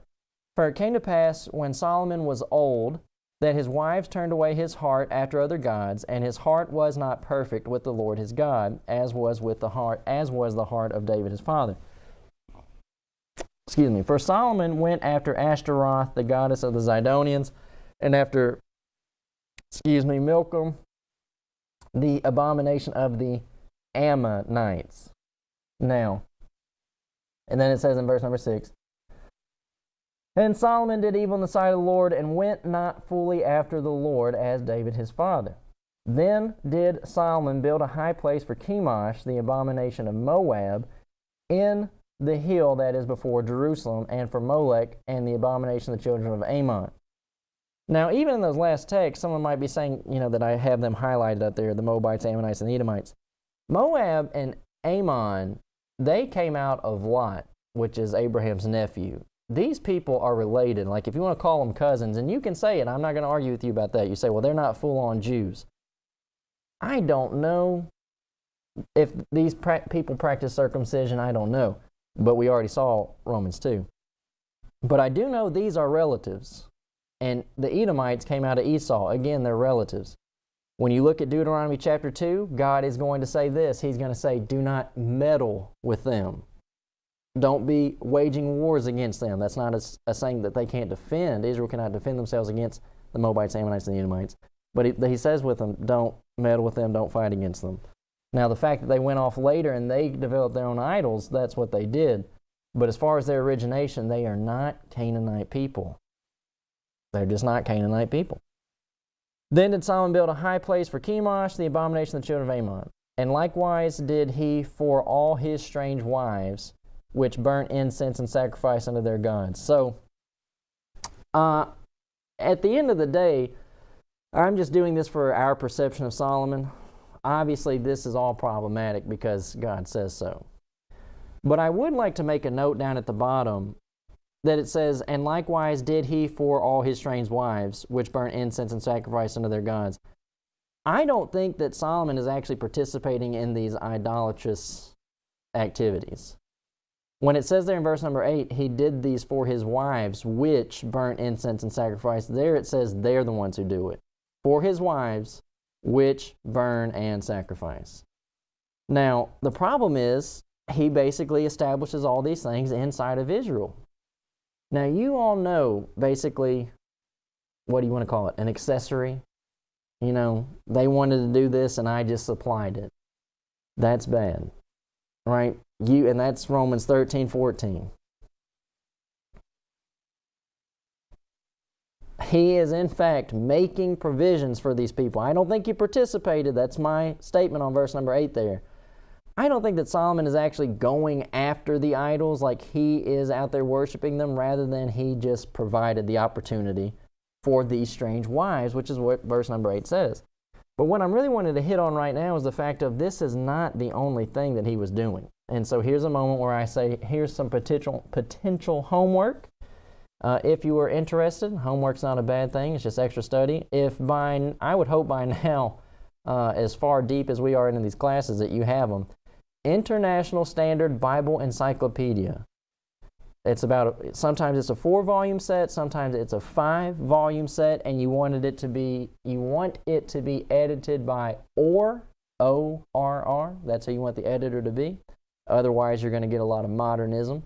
So use your International Standard Bible Encyclopedia, ISBE, to do research on Ashtaroth and Milcom, all these different idols. You can find just as much in there as I could do today, and you don't need me to do that. So, do that on your own. It's time you get to spend with your ISBEs. It's historical data. I'm fine recommending ISBE. It's not going to be a doctrinal position, right?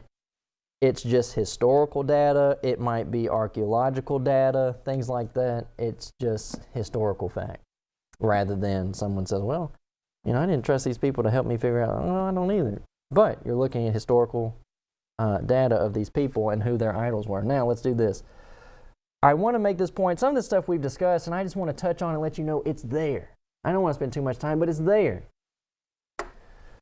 So, It flat out says in the text, when Solomon was old, that this is when he did these things. And building the temple was a 20-year process. And at the beginning, back in, I believe it was in 1 Kings 5, he says to Hiram, he actually, dismisses people's idols. He talks about the God of heaven versus the people's little g gods. But when he's old, he starts giving way. Y'all want to do that? Okay, I'll facilitate you. Solomon, when he was old, he allowed idolatry. And we all know from 1 Kings chapter 1 and 2, when David was old, it said he was very old, he was just having the kingdom stolen right underneath his own nose. Like, all this stuff is just happening as if he's hardly even there. Talking about the stuff with Adonijah. And then we have this text, 2 Samuel 19, 34 and 35. However you want to say this man's name, he was a friend of David while David was on the run from Absalom. Barzillai. When David's on the run and Absalom has died and they're going to get to go back home to Jerusalem, he says to Barzillai, I'd like to take you back to Jerusalem with us and we were going to take care of you. Barzillai's response was, how long have I to live that I should go up with the king unto Jerusalem? I am this day 80 years old, and can I discern between good and evil? Can thy servant taste what I eat or what I drink? Can I hear any more the voice of singing men and singing women? Therefore, then should thy servant be yet a burden unto my lord the king. Yeah, I think that some elders reach a point where they ought to volunteer to step down. And here's my thing. You, in your old age, somebody says, are you saying they don't know the truth? I didn't say they don't know the truth. What this man just said was, I can no longer discern between good and evil. Do you think this man is able to hear events and process what exactly is going on between Absalom, David, and Joab? Man, I have tried, and my dad has too. My dad has tried, and I have tried to give information to people who are of an older age group, and they're just not going to process it. And sometimes people don't want to process, but sometimes I think they're having a hard time. And so, people ought to be honest with themselves, and I will say this, an elder who stays in office longer than he ought to is actually hurting the cause. People can play you, you might be subject to nepotism, or you're just making bad calls because you're uninformed. Barzillai flat out says, I'm too old to keep up with what's going on. Solomon, and I think too, look, sometimes I think it's what's happening with Solomon. You are tired. I don't hold that against you. Okay? And I had this when I was in school. I was writing and printing my own tracts in school. And I'd go door knocking, and I had one classmate who would go door knocking with me. And I'm saying, I took other students door knocking. People were not door knocking like I was door knocking. And I said to the director of the school, it's Wesley Simons, I said, Wesley, you have already done your part. Like Wesley has been an evangelistic fellow Christian for however long. And I said, I'm not expecting you to go door knocking with me.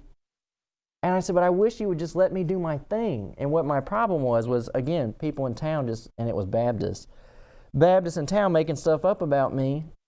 And my statement was, we're in his office one day and he's talking to me about my door knocking. And I said, I don't understand why you won't trust me, your brother, as much as you're listening to all these Baptists lie about me in town. And I said, and the absolute answer is you start going door knocking with me so you can see that I'm not treating the people the way that they say I'm treating them. And then I said, but I don't want you to have to go door knocking with me, and I don't expect that of you. You've already done your part. And I think that a lot of people need to recognize that. And I'm already making myself prepared to be conscious when I reach a certain age that I'm going to get out of the way. And that's what Barzillai says had to be done. I can't keep up with what's really going on. I'm too old for that. Solomon, when he got old, he allowed the idolatry. David, when he was old, all this stuff was happening right underneath his nose.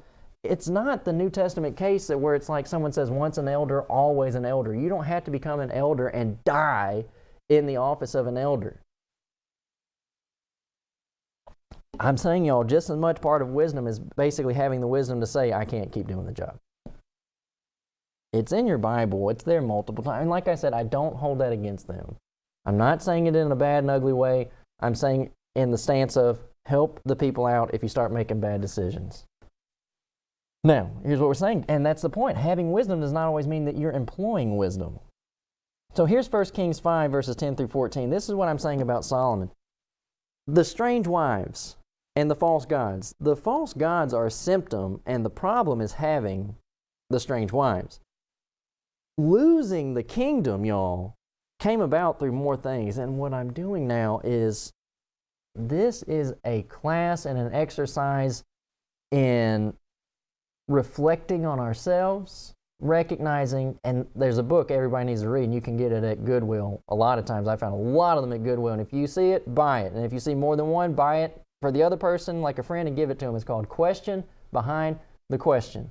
Oftentimes what we're fighting about is not the real problem, and things that we're trying to fix, we're working on a symptom. And here is one of his problems.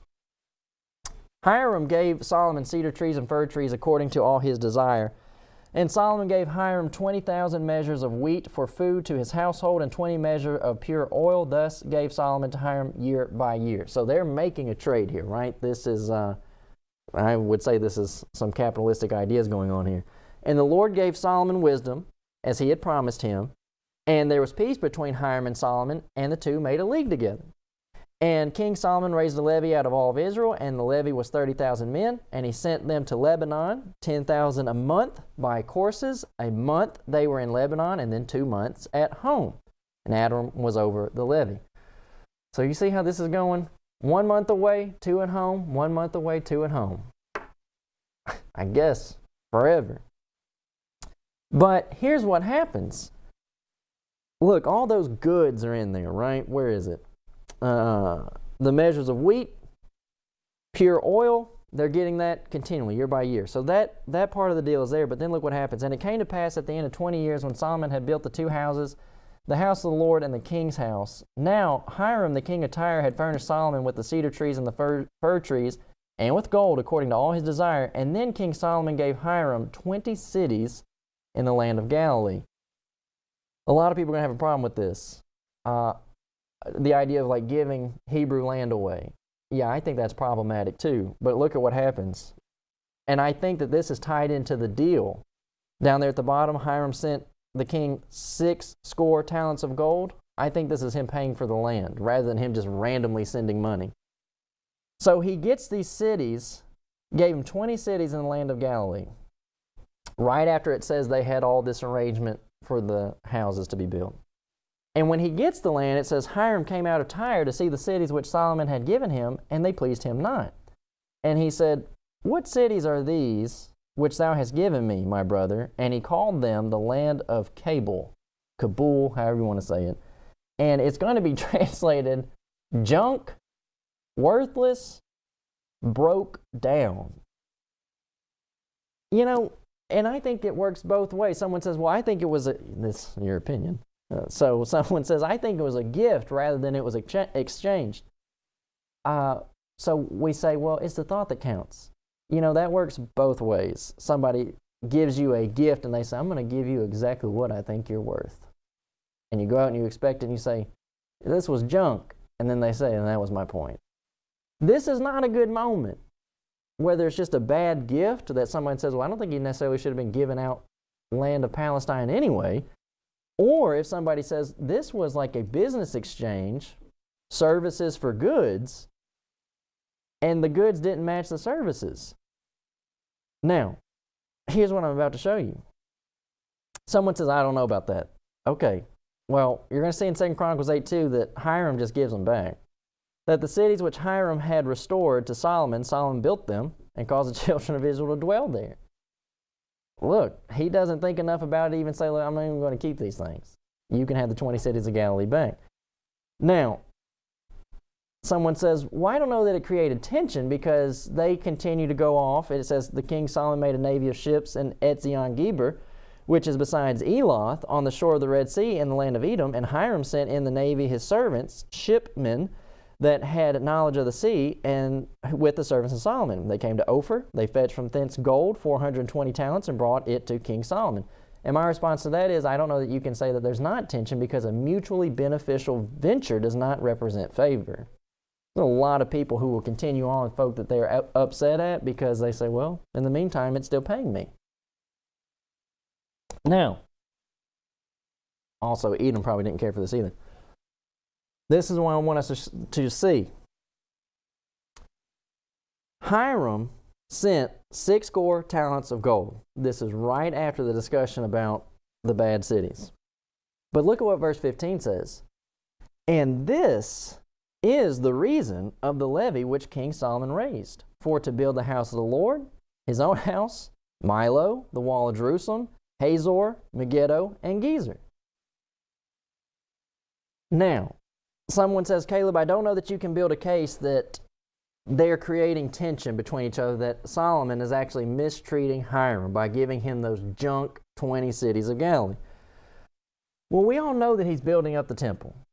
And we know that he's going to build his own king's house. Okay? But here's what we also see. Someone says, I don't even know where Milo is.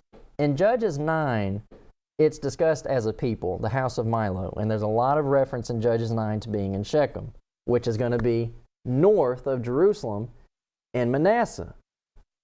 You see Joshua 17 is there.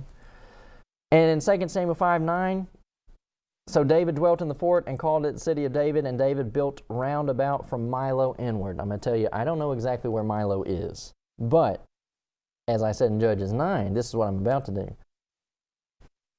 He makes this deal with Hiram, and someone says, well, I'm actually making the case that he's mistreating Hiram. And somebody would say, well, I don't know if you can say that. So I don't know where Milo is, but now we're going to ask the question, where is Hazor, where is Megiddo, and where is Gezer? And somebody's going to say, how should I know? And this is where you and I are going to revert back to our Joshua class together. Joshua, and the way that we study Joshua, has given us a map to where we should, pretty reasonably be able to figure out where is where. Because the chapters they did a good job with those chapters, and they don't always do a good job with the chapters. They did a good job with those chapters to where they are divided up into tribes. 15 is Judah, 16 and 17 is Ephraim and Manasseh, 18, 19, it's fantastic. So, someone says, where's Hazor, where's Megiddo, where's Gezer? Well, here's what we've got. In Joshua 15, which is the people of Judah, the land plot of Judah, we find a reference to Hazor. Now, you know where Jerusalem is, you know where Judah is. Judah's in the south. But look at this. There's actually more than one Hazor. There's actually another Hazor in Naphtali, according to Joshua 19:32 and 36. The sixth lot came out of the children of Naphtali, even for the children of Naphtali according to their families, Adamah, Ramah, and Hazor. So there's two Hazors. There's one in the south, there's one in the north. Now look what we have. Where's Gezer?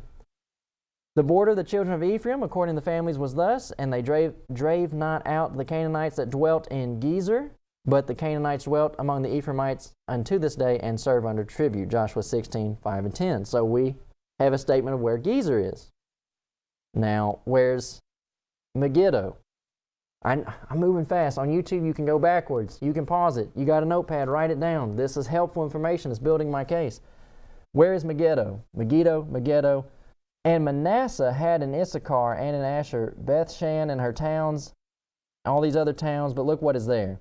And the inhabitants of Megiddo and her towns, even 3 countries. Where? In Manasseh. This is what we find Solomon doing. In 1 Kings, chapter 9, verse number 14, verse number 13 to 15, he makes a bad deal with Hiram. Hiram says, what do you mean by these cities, my brother? And he called the land Kabul, which is junk, worthless, broke down. And what's the very next thing that we see?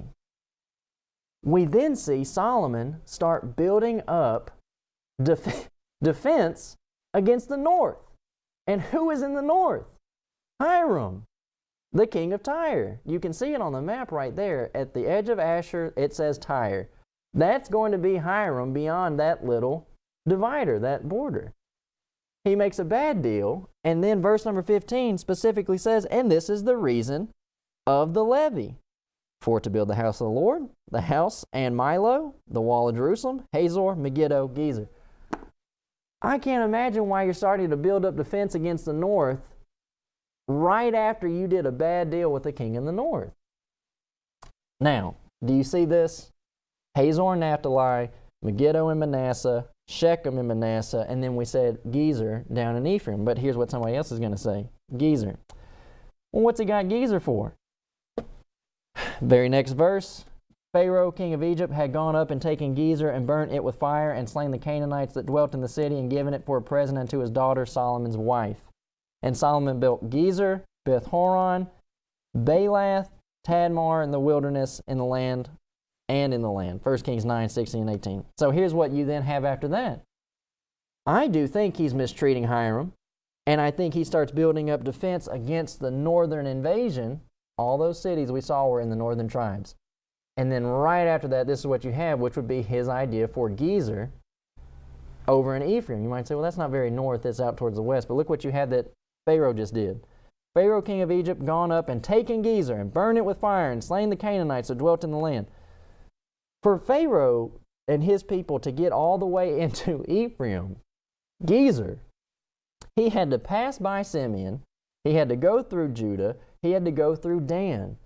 Pharaoh just traveled through 3 tribes to burn up a Hebrew location. Do you know what else we would call that? An invasion. This is where all the people would be looking at Solomon and saying, and why did we get in bed with Egypt? This is what I'm saying, y'all. Having the wisdom does not mean that you're going to employ it. And what does Solomon write in the Proverbs? He says, lean not to your own understanding, but put your trust in the Lord. What was he doing when he married into the Egyptian household, Pharaoh's household? Someone says he's doing exactly what other kings have done. That's true, but that's not a reason to keep doing it. Just because David married a Syrian woman doesn't mean that you now need to marry the Egyptian princess. And what has happened? We saw, y'all, can you imagine what it would be like if we had somebody from the southern border, like a whole military from the southern border, just cross the border and said, hey, we're just heading for Nebraska. You're going all the way to Nebraska? Yeah. We would then say this is an invasion and we're going to handle it. They're all saying this. And everybody has to recognize Solomon got us here.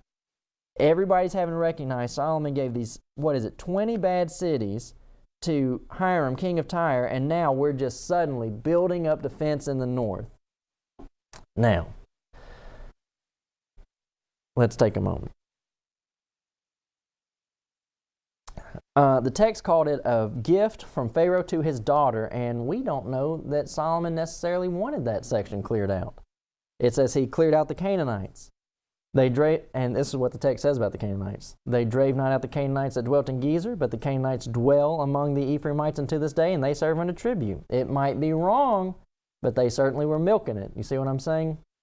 Egypt hosts an invasion into Palestine, and it could be the case where they just say, look, we were keeping those Canaanites.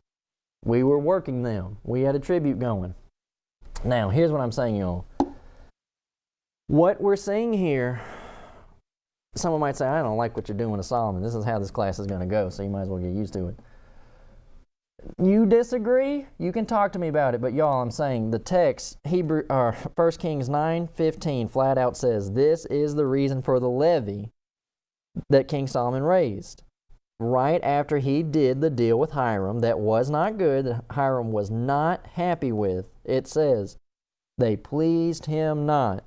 This is the reason for the levy, he builds up defense in the north, and then verse 16 says Pharaoh invades Palestine, and then he starts building up Beth-horon, Baalath, and Tadmor. Now, I have notes, I don't know if they're going to come up. I had notes for where these other places were going to be. What is it? Beth-horon you can find in Joshua 16 verses 3 and 5, and then Baalath you can find in Joshua 19:44. I couldn't find information on where Tadmor was. That was quick for your notes. But here's my thing, y'all. Here's another point. The text says Hiram was not pleased.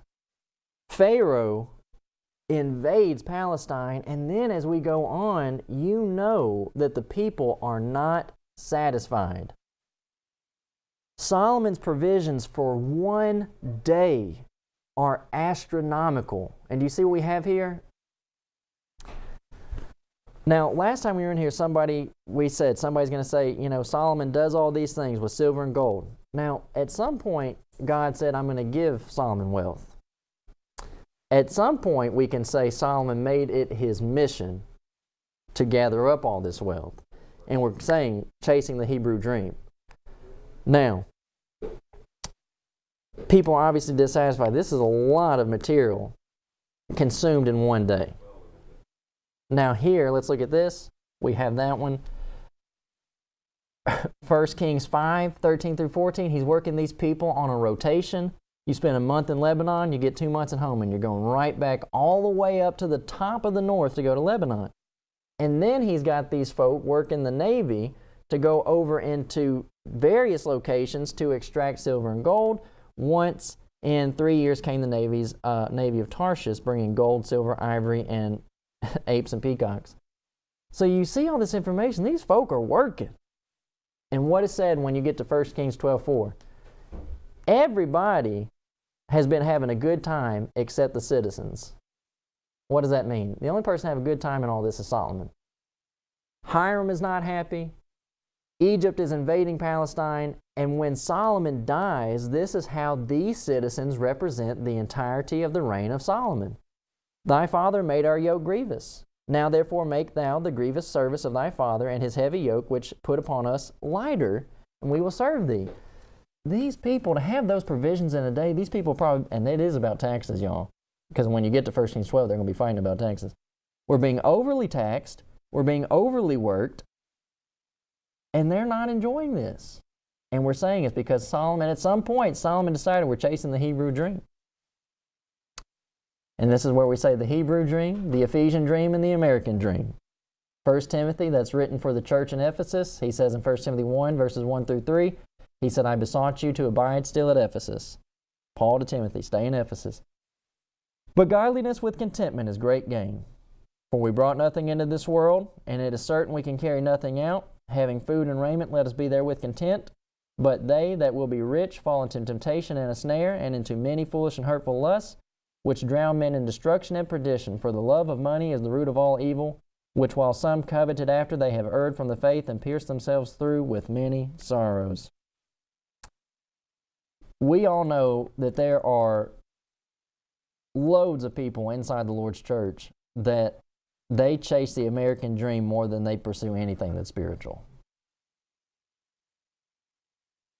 And it doesn't have to be someone says, I'm not chasing the American dream. Look, nobody said you're going to be Elon Musk, right? But I'm saying, y'all, the stuff that people shoot for is still ridiculous. And I'm saying more, and someone said, you got more bedrooms than you're ever going to use. And someone says, well, some of those are storage rooms. Some of y'all just got empty rooms. And that's a parable even of itself. I'm going to tear these barns down and build up bigger barns. All the while, he's not preparing himself spiritually, and that's people today. Well, I got to have a storage room. It's like, you made all this room for your stuff. You don't make any room for your Bible study. You don't really, and that's the thing too, y'all. I would hope that people would keep attending services so they can hear valuable information that could possibly motivate them to do better. But it's like the idea of just making it a habit where you're not really involved and dedicated with your brethren. That's not good. And a lot of times Christians are more dedicated and involved with people on the school board, people in the school sports team, and whatever their job is. They're closer with all those people than they are their brothers and sisters in the church. And that is a problem. And so what we find here is we look at Solomon's life. Everybody wants to focus in on the strange wives, and that's bad, but we all know that. But people are not looking at this, and what should this be a principle of? Well, number one, it should be a principle against materialism. I think that he learned his lesson. And I want to say this for the sake of Solomon. Someone looks at Solomon and they say, boy, this really ended up bad. He builds a temple, and then it just goes downhill. I'm saying the man still gave us Proverbs. And someone says, God gave us Proverbs, and he did it through Solomon. I do not doubt the inspiration of Proverbs, but it is in fact coming through the vessel of Solomon, and I just cannot imagine that we're not going to give that man anything for giving us Proverbs and Ecclesiastes. He says, there is that maketh himself rich, yet hath nothing. There is that maketh himself poor, yet hath great riches.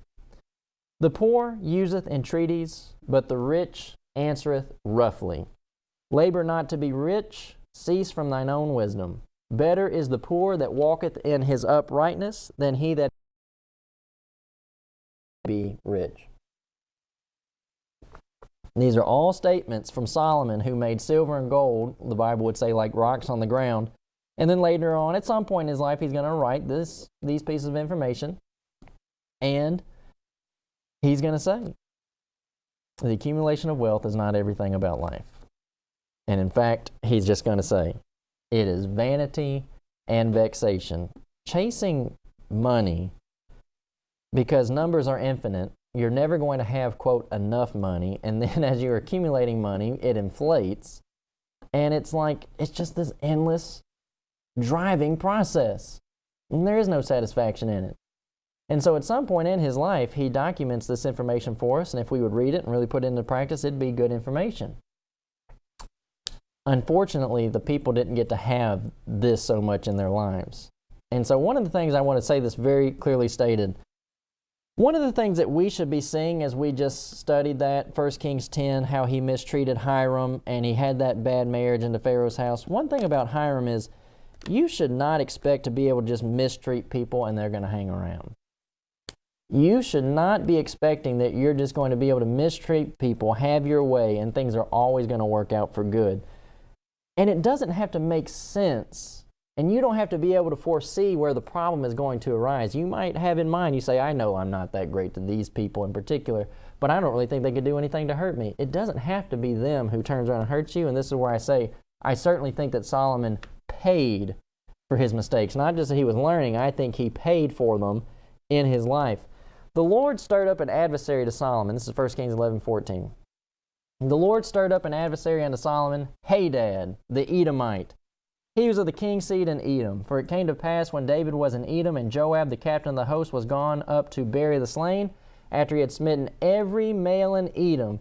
For 6 months did Joab remain there with all Israel, until he had cut off every male in Edom.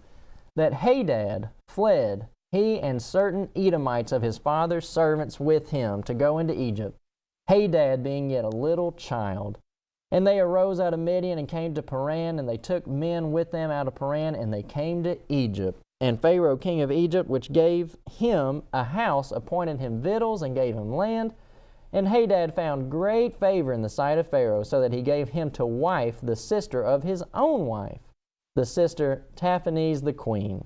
And the sister of Taphanes bare him a son, whom Taphanes weaned in Pharaoh's house, and in Pharaoh's household among the sons of Pharaoh. And when Hadad heard in Egypt that David slept with his father, that Joab of the host was dead, Hadad said to Pharaoh, Let me depart, that I may go to my own country. And then Pharaoh said unto him, But what hast thou lacked with me? And behold, thou seekest to go to thine own country. And he answered, Nothing. Howbeit, let me go anywise. And here's my point. Yeah, I believe that Solomon was mistreating these people, the citizens. He's mistreating Hiram. Having wisdom doesn't mean that you employ wisdom. And all the while, he has no idea that Hadad is even a person who exists. But all this time, Hadad has been getting closer to Pharaoh, who basically Solomon would say, Hey, I'm in pretty good with Pharaoh. You're not in as good as Hadad is. And Hadad has spent his whole development period from childhood until now waiting to exact vengeance on the house of David and Joab. And guess what? It's going to be Solomon. And this is where I say, you don't have to, and I don't have to see the immediate payment for my misgivings. I do not have to see the immediate payment for the mistreatment of my fellow man to understand that God can exact vengeance on me at any time. And I think that is one of the biggest sins that you and I will ever commit, is to beat down on people who cannot defend themselves. To use whatever positional authority that we have to strain on people is one of the worst things we could ever do. I believe that. It's just gross and disgusting. And you see it happening, and out of nowhere comes Hadad. And not just Hadad, but you have Rezin, who is going to come up out of Syria. God stirred up another adversary, Rezin, the son of Elidah, which fled from his lord, king of Zobah. You'll find this document in 2 Samuel 8. And he gathered men unto him, and became captain over a band when David slew them at Zobah, and they went to Damascus, dwelt therein, and reigned in Damascus. And he was an adversary to Israel all the days of Solomon, besides the mischief that Hadad did, and he abhorred Israel and reigned over Syria. The rest of his life, Solomon has got to put up with people, and here we have it on a map. He's got to put up with Damascus in the north. He's got to put up with the people down in the southeast, and he's got to put up with Egypt in the west. Hadad is an Edomite, and that's in the southeast. We have a document up there, 2 whirlwinds, and that's what Solomon wrote in Proverbs 1. 2 whirlwinds. When your fear cometh as a desolation, and your destruction cometh as a whirlwind, when distress and anguish comes upon you, then shall they call upon me, and I will not answer. They seek me early, but they shall not find me. They hated knowledge. They did not choose to fear the Lord. They would none of my counsel, and they despised all my reproof. Now, I'm saying, y'all, I think he paid for it. And I think that I still study this with a view of Romans, funneled through Romans. And I'm saying, you're going to say, well, I think he's going to hell. I'm not his judge, and you're not either. But I can look at we don't need to be this way. And you can do it too, and I think that's what actually he would want us to do, he being God. I think he wants us to learn from the way these people acted and do better. We got more What Does the Bible Say coming up tonight. As we go out, my phone number is 276-806-3641.